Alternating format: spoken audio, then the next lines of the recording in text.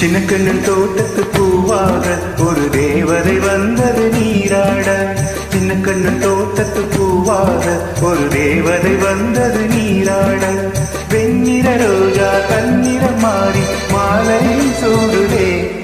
அந்த வானம் பூக்களை தூவாதோ, புது வாழ்ந்து கவிதைகள் பாடாதோ.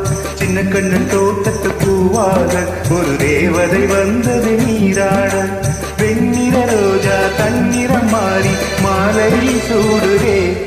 அந்த வானம் பூக்களை தூவாதோ, புது வாழ்ந்து கவிதைகள் பாடாதோ.